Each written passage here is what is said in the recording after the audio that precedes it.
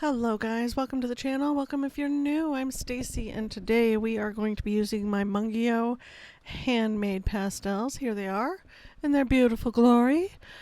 And my Prismacolor NuPastels. These are hard stick, which I've broken each one of them in half and put them in this tray. The other half is still in their new box. I'm going to be using one of my color cube cards, this one today, and we are going to be trying to stick as close as we can to the palette.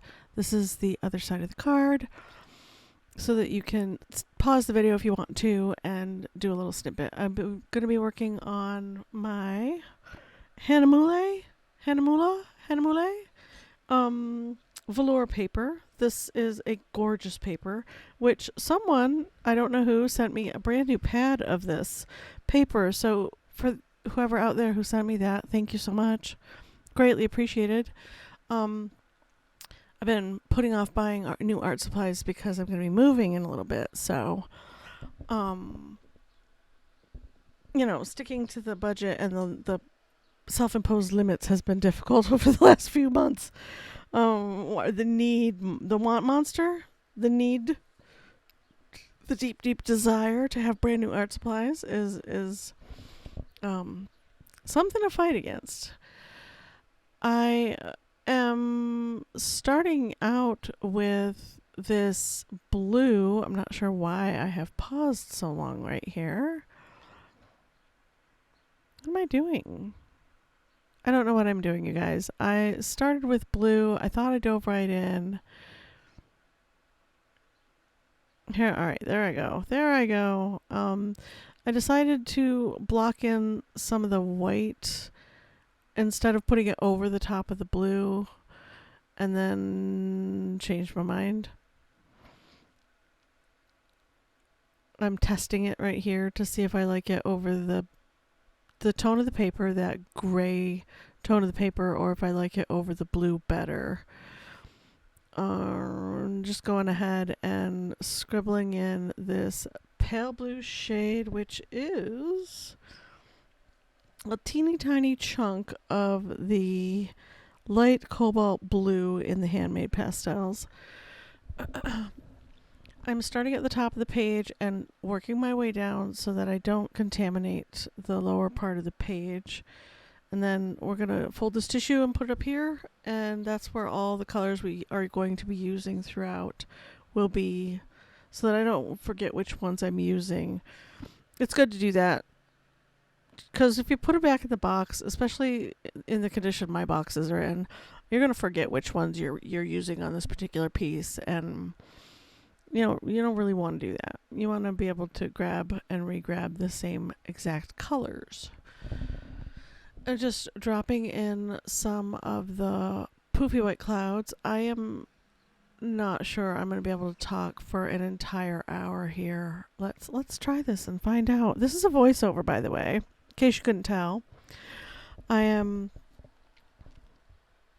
needed some time to create without having to talk while creating, so I decided to go ahead and do this piece while listening to music or a TV program. I honestly don't remember what I was listening to when I was creating. It was late last night. But I am gently popping in the poofy white clouds. I am barely skimming over the paper, you guys. This paper has a very fuzzy texture, and the fibers of the paper really grab onto the chalks. So using a very light hand is kind of necessary if you want to be able to build up layers a little bit, because once it's down on here, like using ink on paper, once it's down, it's down. You can't really erase it or lift it or smudge it out like you can on a traditional like Canson Me-Tints paper. On those papers you can scrub and lift and erase. This not so much. And then I'm dropping down the bright white clouds that are skimming just over the surface of the mountain peaks.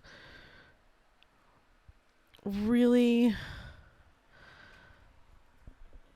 trying to make sure that the bright whites stay super bright white, and that's hard to do on a tinted piece of paper. I really like working on either black or white for pastel pieces. I've discovered working on a colored piece is much more challenging.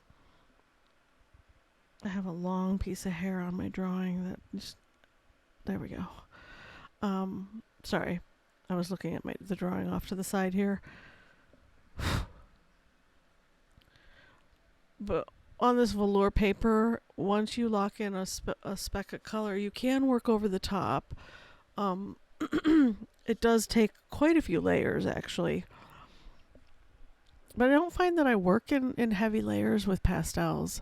I tend to work more painterly, and I tend to work the colors maybe one on top of another and one next to another. I don't very often layer up more than 2 to 3 colors in an area because I find that it gets too muddy or it blends too much.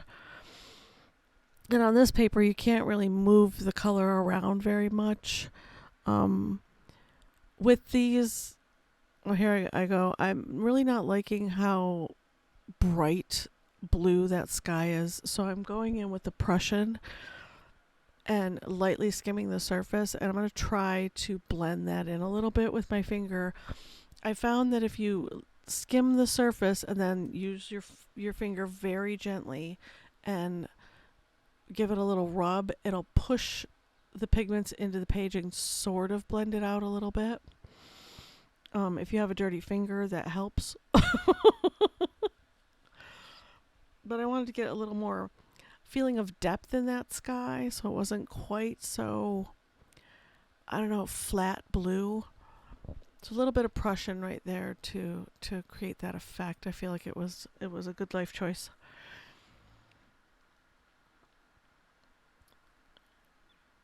And just a touch more here and there. With the softer pastels, you can blend just a bit, as you've seen, but the harder pastels that I use later, they don't move on the page. They stick where you put them. I think because they dig more into the fibers of the paper, and with the soft pastels, you can work right on top of those little fine hairs and then smooth it into the fibers a little bit. I'm going to pop that cloud back in there that I obliterated right there. And I love painting clouds in pastels. It is chalk pastels. So much fun.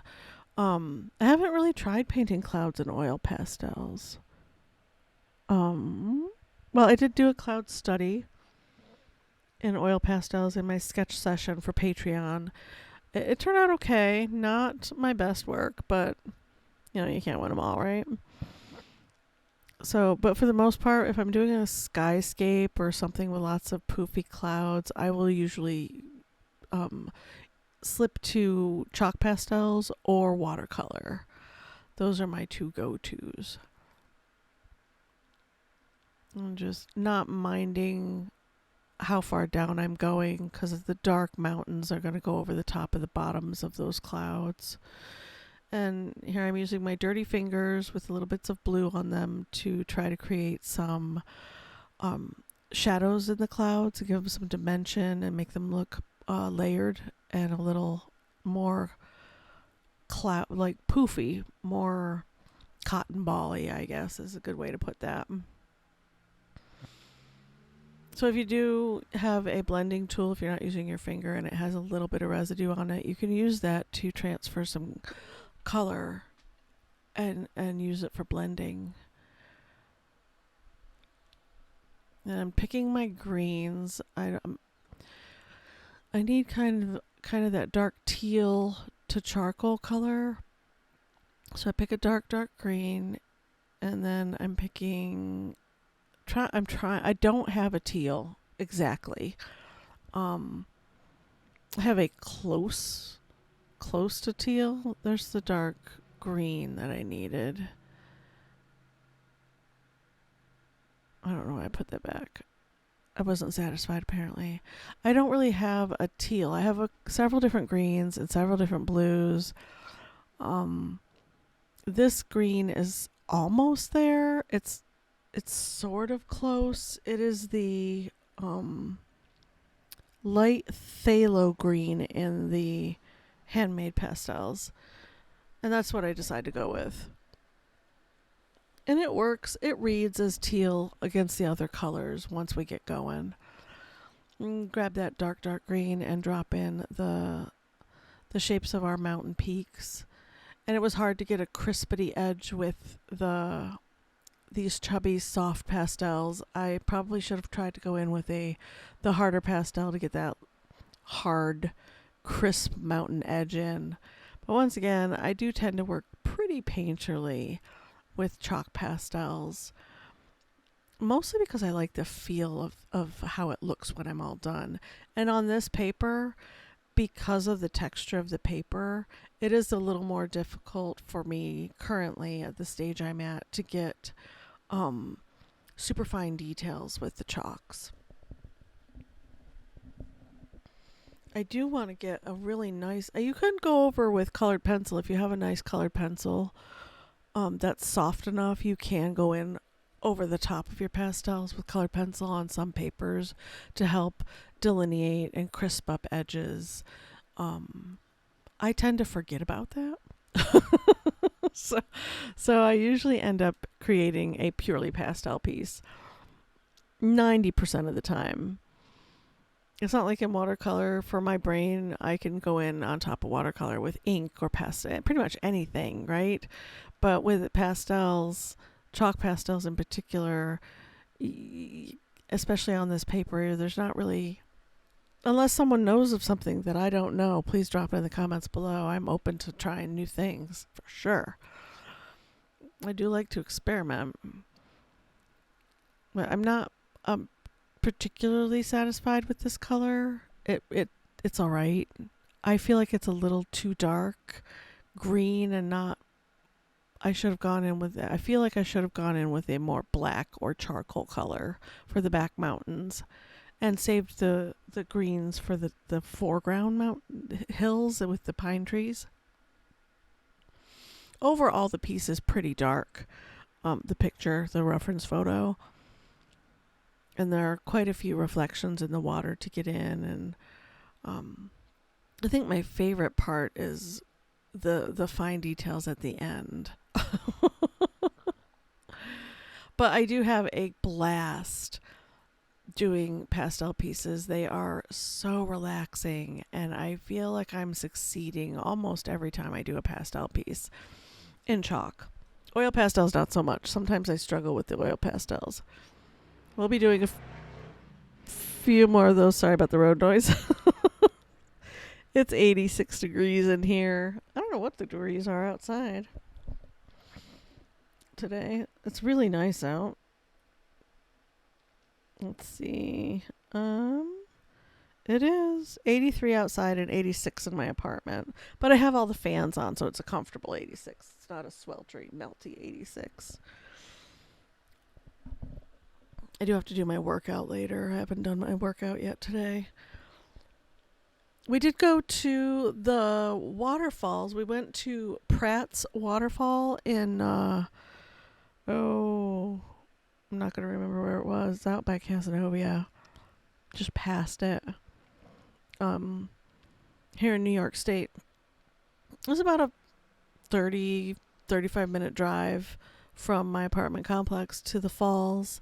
And there are so many different waterfalls to go see. We went in the morning. We left here around, I want to say 10:30. And we got there around 11ish. And it wasn't busy at all. Of course, I forgot it was a holiday weekend and people are busy doing other things. But it was not busy, not crowded, and I was expecting it to be super busy and super crowded. Last time I went to the falls last year or the year before, the particular waterfall I went to was just packed with people. Of course, it was later in the afternoon. It was a hot day. But we did discover that if we want to do something like that, we need to leave we need to leave in the morning and get there pretty early so that it's not too hot to walk around, before that midday swelter hits in the summertime here. And I would like to go see several of the falls and the lakes and do some trails this summer before I move. Squeeze all that in before I head out and go back to Washington. We will be doing lots of trail hiking and sightseeing in Washington because there's just so much to do. But I wanted to get in some of that this summer. I mean, we're past lockdowns and shutdowns and not being able to do things. So I figured I got to get out there, right? Stop being a hermit, which is my go-to. And I did put in that. See, there's that phthalo, that green blue color, and it kind of reads as a teal against the gray paper. And I skimmed it all over, and I'm just kind of getting the loose particles rubbed into the page so that it doesn't move around and accidentally flick or flip into the other areas. Overall, I'm really liking the piece. I feel like it has a decent depth to it, which is only enhanced when I put in the final details. I wasn't digging the how dark these back mountains are. Generally, the further away from you something is, the less in focus and the less intense the color, right? So, keeping that in mind, I was trying to not obliterate all of the dark marks, but definitely soften some of the areas. And then at the base of these mountains is like where the rocks have crumbled and fallen down, and it's created this kind of gray-brown rocky base that looks like it's gonna you can't walk up it because it's gonna slide, right? It's gonna slide out from under you. So that's what I'm getting in right here, is a little bit of that action.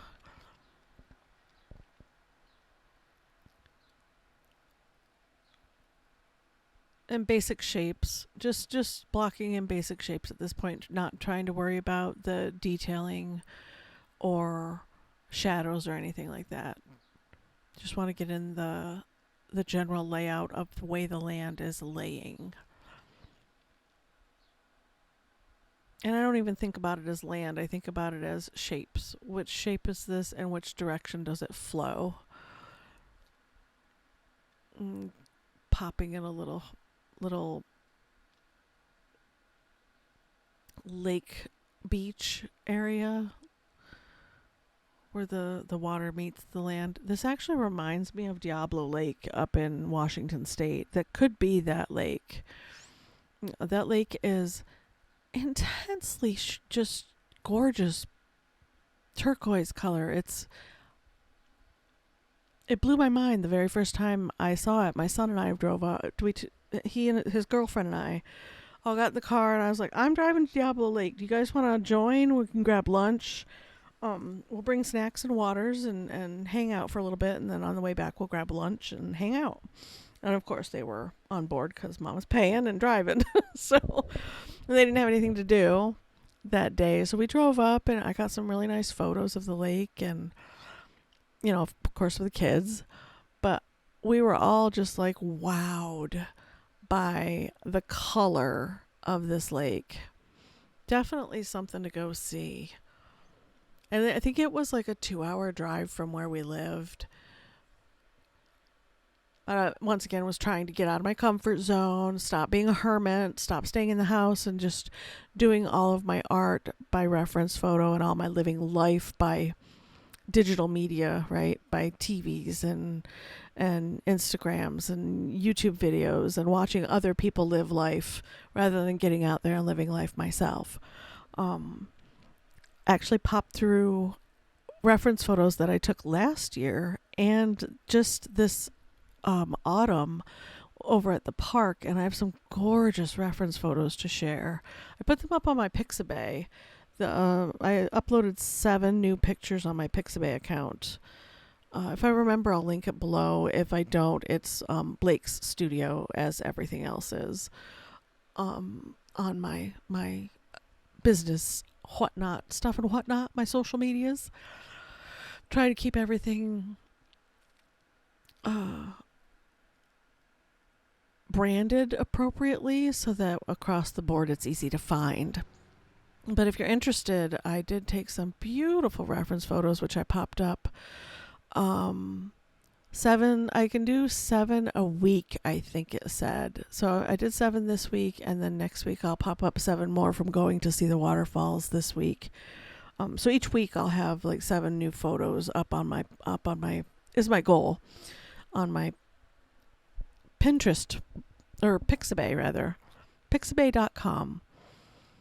And it's free. If you want to use those reference photos, you can use anybody's photos, vectors, videos. All that stuff is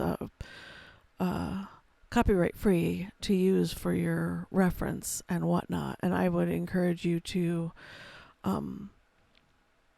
stop on over and check out the site. It's a good tool to use, especially if you don't get out much or can't get out much. I know a lot of us just can't get out much. When the kids were little, I was on a very tight budget, and 90% of the time my car was not very reliable. So we did a lot of staying inside, local things, libraries, parks, the free stuff that you can take your kids to when you're on a very tight budget as a single mom. But I've discovered that I really like the freedom of being able to get in a car that runs and go places, like the free places. Parking is free. Well, it was free at the park.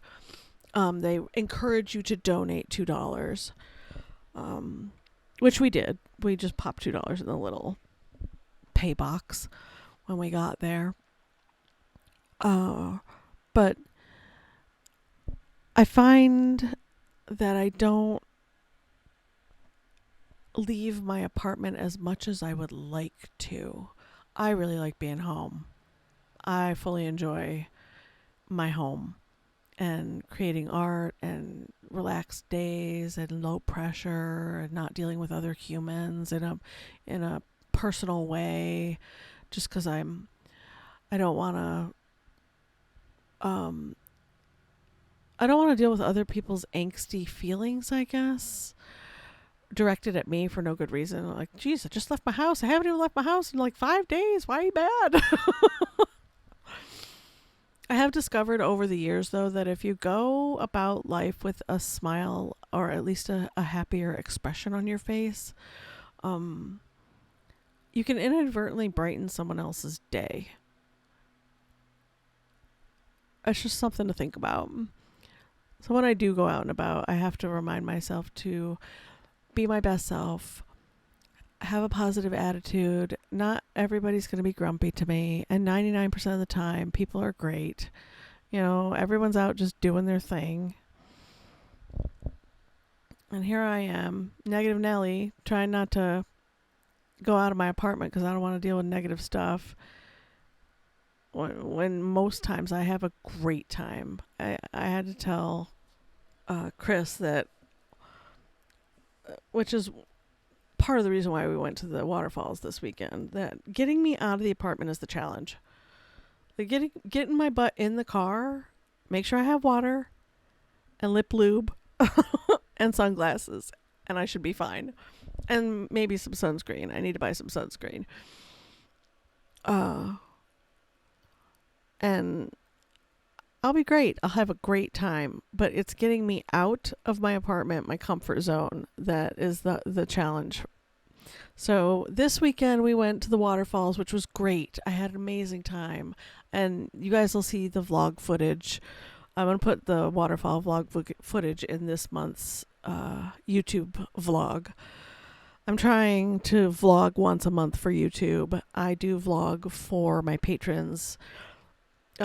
Little short vlogs throughout the month, here and there, little side stuff that I'm working on and projects and crafty creations along with the art creations and business, behind the scenes business stuff and things like that. But the vlogs for YouTube will be mostly art related and things I did this month to get out of the house.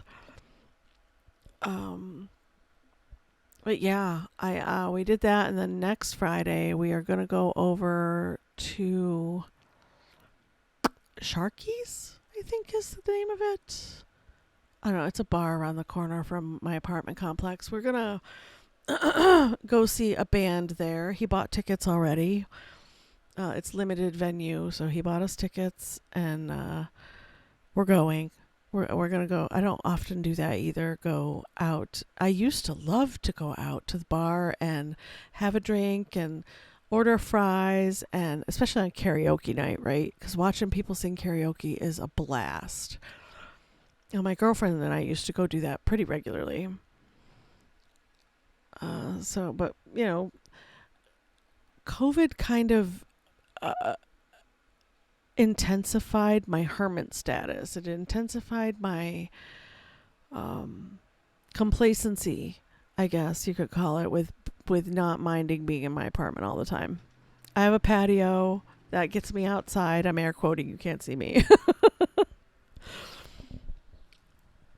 I spend quite a bit of time out on my patio, especially in the spring and summer and fall. Drawing, drinking, listening to music in headphones, just chilling, or in the house creating something, reading, gaming, watching TV, art, lots and lots of art. And I've stopped doing a lot of things that I love to do, like going to the movie theater. I actually went to the movie theater by myself a few weeks ago and saw Dungeons and Dragons. That was okay.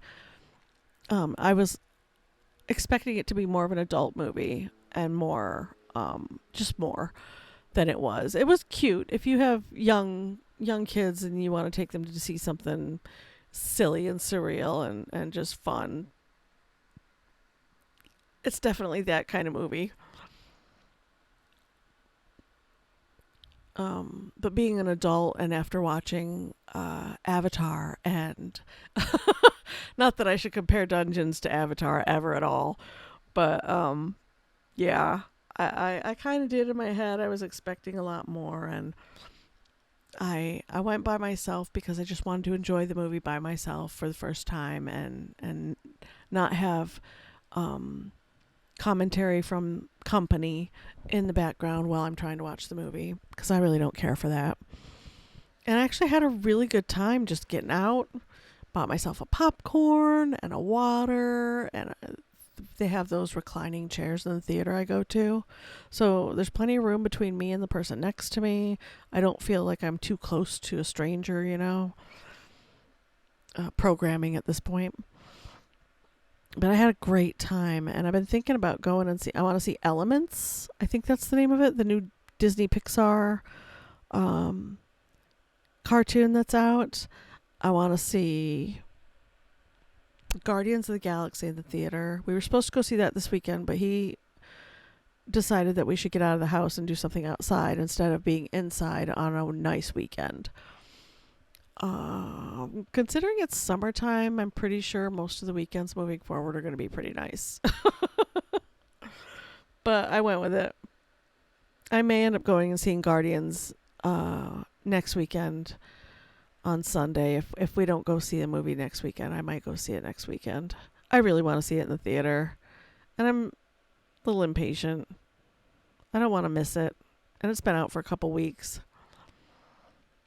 Watched John Wick 4. That was awesome.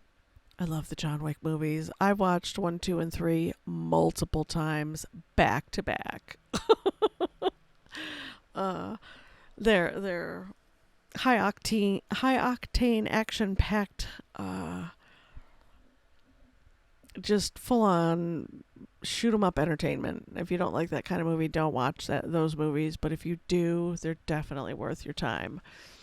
And I like Keanu Reeves, so I've had a crush on him since we were youngsters.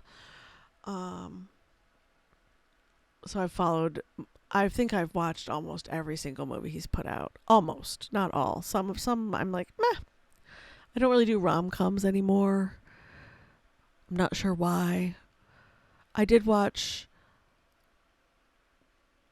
the wedding one that J-Lo was in, that's on Amazon right now.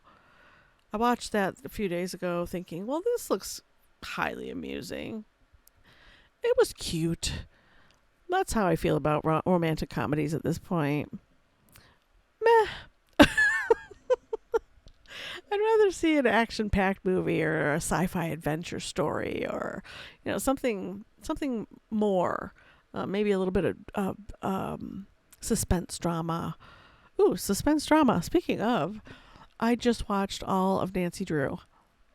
It's on the CW. It's also on HBO Max, I believe it is. If you get HBO Max on through Amazon or just through HBO, it's on there as well. But yeah, it was really good. I was kind of hemming and hawing over that one. Like, I don't know. I don't want to be disappointed. It looks good, but I don't want to watch a teeny bopper show. I'm really not in the mood. I finally got through Vampire Diaries, and her with her will she or won't she, does she or doesn't she love this one or that one. Oh my God. And I just didn't want to watch that kind of suspenseful show again. But yeah, this one definitely kept my interest. I kind of binge watched the entire thing. There's 3 seasons on HBO Max, and then the 4th season is coming out episode by episode on the CW. But yeah, definitely worth your time if you like those kinds of what do you call it? Witchcraft, spirits, lore, creatures. There's a little bit of seance stuff that goes on, and nothing I'm going to ever do, and every time I see someone do it on TV, I'm like, no, don't do it. Bad things will happen. Why do people not listen?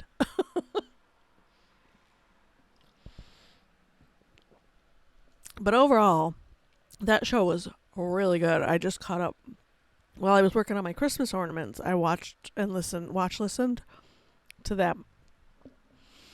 And then I found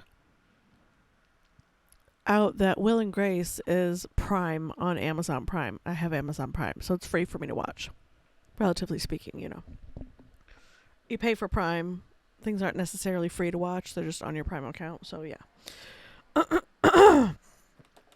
I listened to that last night while I was working on ornaments as well. Forgot how funny that show is. Just hilarious. Jack and Karen steal the show for sure, in my opinion. I watched the show for Jack and what's her name? Karen.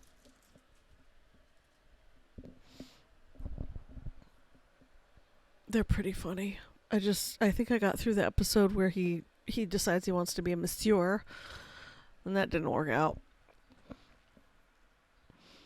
Back to the piece of art, I blocked in the foreground rocks and did a little bit of detailing. Right now I'm popping in the snow in the background on the mountains and the snow reflected in the water from that mountain pass up there. And then I was really looking at the reference photo, and basically there was a whoops, forgot to do the reflections moment. So I'm blocking in the reflections of the clouds, and then I'm going to pop in the reflections of the mountains, and you'll see me go through all of that. Right here I'm just trying to assess which direction all the peaks go, because it's a reflection, and how far down the white snow or white cloud reflections go. And I'm using my harder Prismacolor NuPastels for this part of the reflections.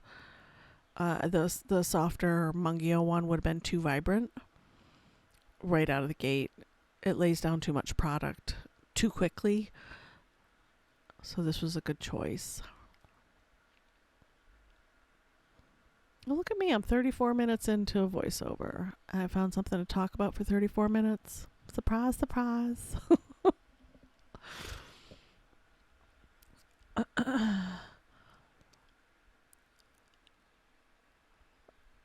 It is. Yeah, I need to do my workout after I get done with this voiceover. Take a shower. And then I think I'm going to work on my sketch session video for today, and because I forgot that I need to do that today. And then I'm going to work on my Christmas ornaments. I have 200 made. I just need to put they're all painted, and the print of the art that I did, that I put in Photoshop and downsized to be something that I can use on my ornaments. Those are all stuck on the ornaments, and now I need to do the decorative parts, figuring out how I'm going to put the glitter on. I think I'm going to use a fine paintbrush because I'm a little bit of a perfectionist when it comes to these. I don't want them to look cheesy. I want them to be cute, but I want them to be professional. And I have a hard time when you buy something, and I know, assembly line stuff isn't always very nice, but I like my stuff to be nice. And I'm a little bit picky about the glitter situation. First, glitter. And oh no, there's going to be glitter everywhere for days, I'm sure. The key thing is to not tip over the tray at any point. I got a tray with a mesh tray inside of it, so that kind of like one of those baking pans, so that your meat juices can drip down into the pan and your meat's up off on a rack. Well, that's the gist of this. It's a little tray so that I can paint the glue on, pour the glitter on, shake the excess glitter off, set ornament aside to dry, and keep moving forward. And then when I'm done with that particular color of glitter, I can dump it back in the glitter thing. It's got a little spout, the tray does, so I can gently pour it back into the glitter bottle. A, I'm not wasting a ton of glitter. B, glitter's not going into the landfill because it's not good for our landfills. It's going back into the jar because it's reusable. And then I can move on to the other colors on the other ornaments. I have a plan. They're all stacked on I wish I could show you right now what this looks like. They're all stacked on the dining room or the coffee table right now, because I have one of those coffee tables that lifts up like a TV tray. It kind of lifts up all the way to the couch, so I can do that while I'm listening to TV. And I don't have to move any of my art stuff off my art table, which is a plus for me. And I need to get this stuff done before I move, because there's not going to be space for me to do this kind of stuff at my daughter's house. And I haven't figured out if I'm going to rent a studio or not. So, those are life choices that need to be made once I get there. And, given funding and availability of space in the area, I don't want to have to drive an hour and a half to get to my art studio every day. That's just silliness. Oh, I popped in the dark tree line. In the reference photo, that tree line is basically a big old black smudge. I didn't really care for that. Well, it's a dark green smudge, but still. You can tell it's trees. And I wasn't sure how to convey that. So I took an artist liberty, and I grabbed a pale green and decided to pop in some lights on and in between and behind the trees that I have down, and then go over the top of that with the darker greens, just for some variation, visual, to make it more visually pleasing, make more sense to my mind, and feel like a dense forest instead of feeling like just this blob of color on the page. And I kind of like a lot of textures. I don't mind textures in a piece at all. So that's another thing that I was trying to get, is that tree texture, that feeling of trees.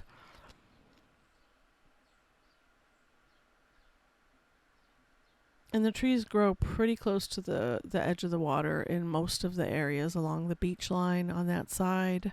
So that's why I'm dropping them down so far. Yeah, and that's effective, right? It looks good. I'm happy with that. I was excited in the moment. I think my response was, oh, woohoo, this looks good. And I'm pausing to think and assess. I'm sorry, sometimes when I'm working real time, I do pause for quite a little bit. And I was really looking at the reference photo and thinking, how far do I want to go with this? Like, do I really want to obliterate a lot of that green, or do I want to leave a lot of it showing? And I'm just using the sharp point of the NuPastel. They're hard, and if you break them, if you get an edge that's not sharp anymore, you can break it and it'll have another sharp edge. And I'm just using that sharp edge to get in those up and down textures of pine trees in the back, way back in the distance. And you don't have to overthink it. Just a basic line with a blobby shape around it is more than enough. It does not have to be finely detailed, because you're not going to see the fine details of needle points and branches at this distance. It's just not a reality. Our eyes don't do that. And then right here, I'm taking that pale. Which color am I using here? I'm dropping in the shadows of the mountains on the water. I'm looking at the reference photo for this so that I can get the shape of it right and the coloring right. Because the light's reflecting down from the sky, but the water's also reflecting all the darkness around all the landmass around it as well. Plus there's depth to the water, which makes it look a little bit darker here and there than that brilliant teal color.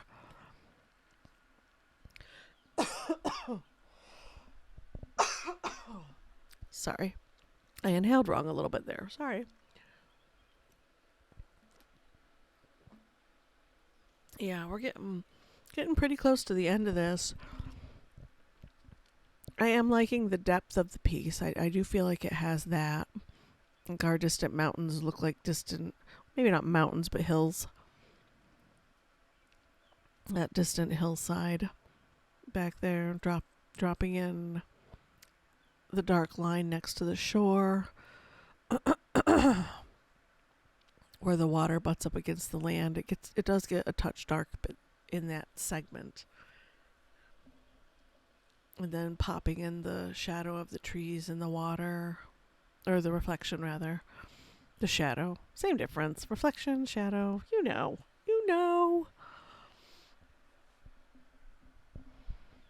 And this part I feel goes pretty quickly. And I should have said this at the beginning of the video, but if you don't want to watch a real-time video, but you want to watch the video, you can put me on mute and go down to the little gear thing and speed me up. And it'll basically become a time lapse for you. Or if I'm working too slow and you want to speed up what's going on and you don't want to hear my inane chatter about things and stuff and whatnot, you can put me on mute, feel free, and just speed up the video. It won't hurt my feelings at all. I won't even know, you guys. I won't even know.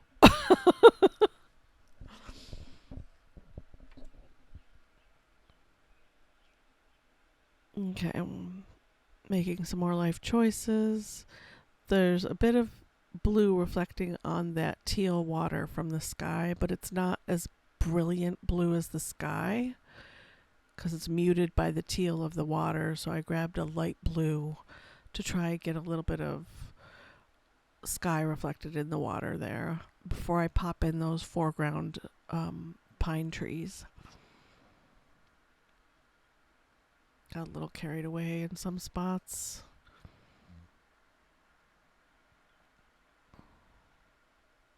And I do blend with my fingers. If you don't like that, you can there are a multitude of tools you can use. I've stated in almost all of my videos. all the different kinds of tools you can use: Q-tips, blending stumps, tissues. There are plastic applicators for mine were specifically purchased for clay, which I haven't gotten into. I'm waiting until after I move to get into that. Another side project. If you don't want to use your fingers, or you can wear gloves too. If you don't mind gloves, that would really bother me. So I don't do any of that stuff. I just blend with my fingers. I have discovered that blending stumps are really good tools for blending, though. Super good tools for blending. I think I used it in... Oh, I used them in my Sketch With Me Patreon, where we did Pastel cloud tutorial or Sketch With Me session. I have a almost daily sketch session for patrons. I need to change my description from daily to I put up a video 3 to 4 times a week, which is a sketch session. We're either working on practices of clouds on specific papers or working actively in my sketchbooks. And you guys, having a sketch session daily or semi-daily has gotten me through. A lot of my sketchbooks are more than half full right now. Whereas last year I tried to fill up sketchbooks and I never stuck with it. So I was a little disappointed at the end of the year that I didn't have a very good sketchbook flip video. Man, at the end of this year, I'm going to have like 4 or 5 sketchbooks to flip. I'm going to have 4 or 5 sketchbook flip videos. It'll be fun. I'm looking forward to it. I'm very excited.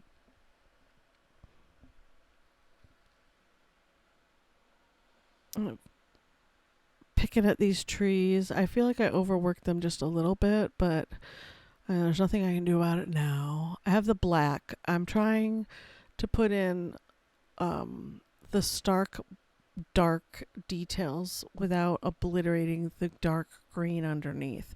Kind of was feeling like it needed a little more contrast. That's the word. Words are hard today. Not that you could tell listening to this video, right? I've been chitter-chatting the whole time.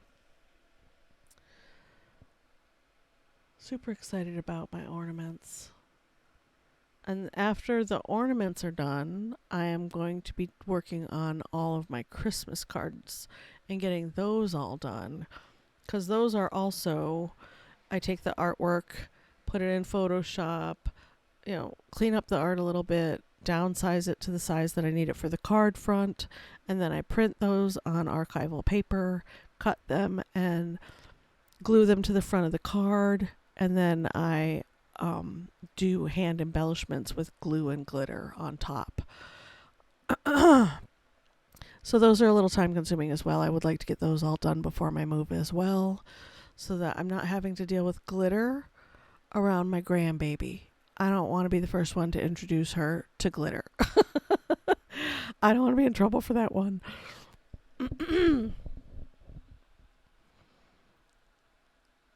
So those are the 2 busy things, time consuming, hands-on, need my full attention projects that I'm working on right now. For craft, I've actually got to look up craft sales as well for the area in Washington.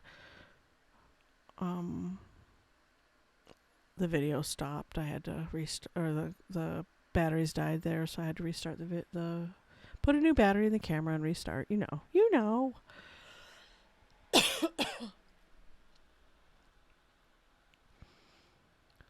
I'm getting in those darks on the mountainside, that the textures of the stone, that time gives mountainsides, those bands of different colors.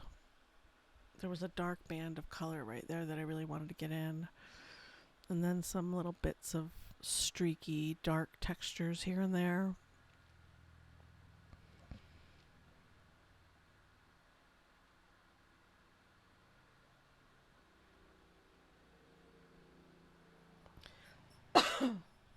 Yeah, I dig that. Looks good. And then just the little bits of snow here and there on the back hillsides, that lingering snow that is on the mountains when spring hits full force and not everything melts. Just little tidbits of snow way in the distance.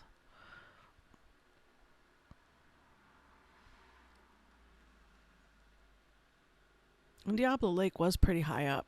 The elevation was pretty high. It was very chilly up there when we went, and it was summertime. We did stop by the river too, which was super clear. We stopped by the did a little pull out and stopped by the river and got out, went, walked through the trail in the woods and went and sat by the river for a little bit on the way up to the lake. It was a really nice day. We had snacks, and before I dropped the kids off, we went and had a late lunch, and then I dropped them off at home and went home. It was a really good day that day. Here we go with our little bright spots of snow way back there. I think that adds a lot of visual interest, and it also pushes those mountains even further in the background for me.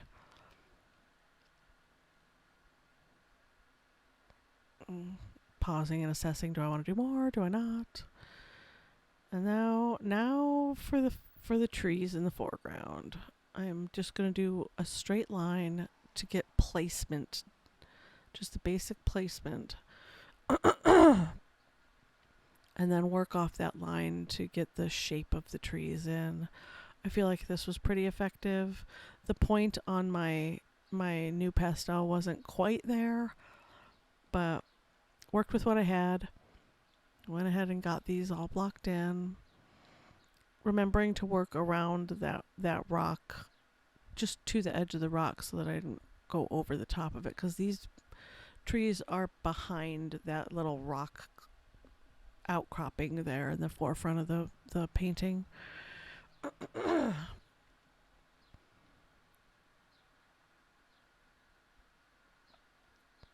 And just basic tree shapes. Once again, you're not going to see all the needles. You're just going to see the basic shape of the branches and the tree itself. And it does not need to be perfect. Not worrying about or stressing about minute details. Once again, these are far in the distance visually still. And then the teensy tops, the little bitsy tips of the trees peeking up right there. I wasn't sure if I should put them in or not. Clearly I went for it. I was worried they wouldn't read as tree tips. But they make sense with the other tree tops there. So I don't know why I was stressed about it. And we have a couple taller trees right here that go pretty much to the tip of the lake over there. And they kind of cut that lake a little bit, which is visually appealing, right? Pushes that lake into the background as well.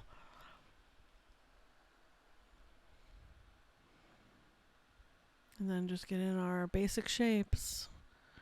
We are so close to done. We only have a couple more minutes.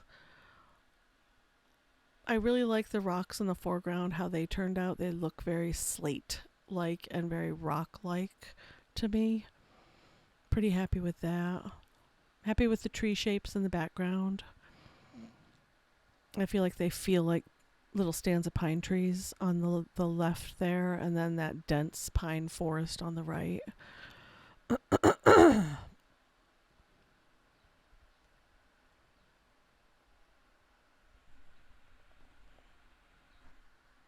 Yeah, today's Monday. It's Happy Memorial Day, y'all. I didn't even think to say that.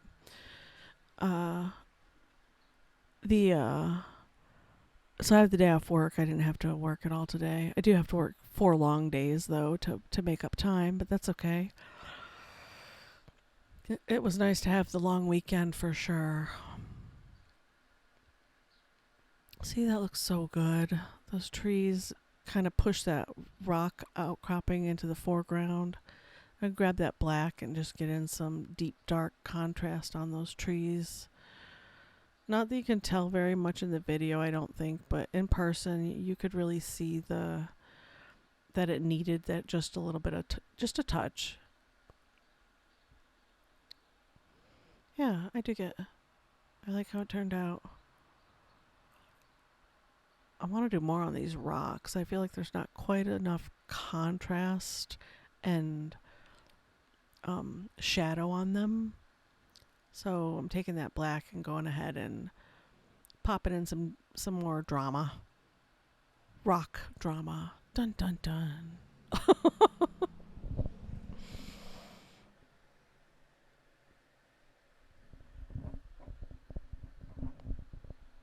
Yeah, I dig this a lot. Now, hindsight.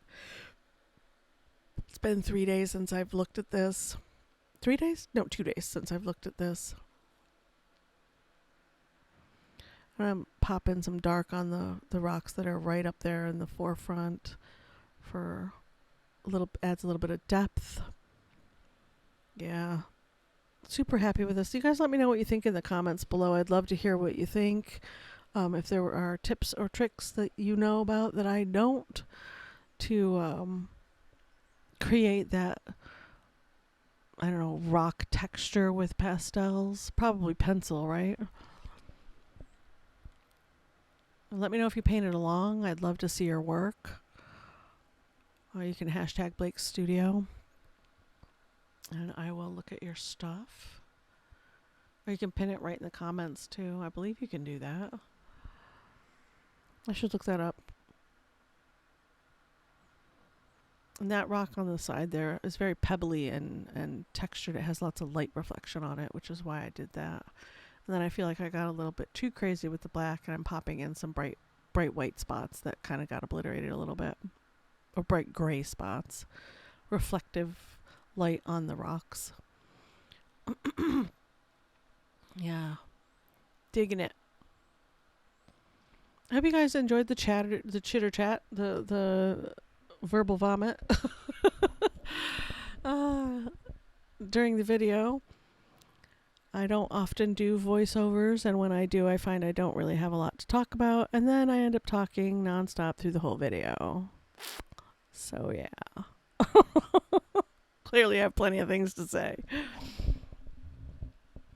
Getting out and about this summer will give me lots to talk about too. Okay, assessing.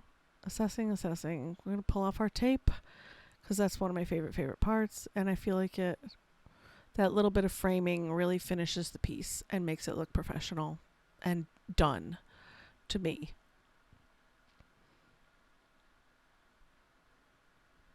Yeah, I dig it. See? So satisfying.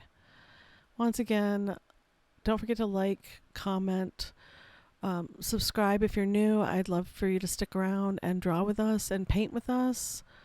A little bit of close-up action for you so you can see the textures on the paper. See how fuzzy it looks? Close up, and then you get it far away. And that's the paper. That's the texture of the paper. And it looks... See? It just looks great. Ta-da! Here's the reference photo next to... Let's zoom out a little bit. Next to our piece. It's pretty close, right? I didn't really do it as dark as the reference photo. But that's okay. Art is prerogative. I don't have to. Alright guys, I will see you in the next video. Bye.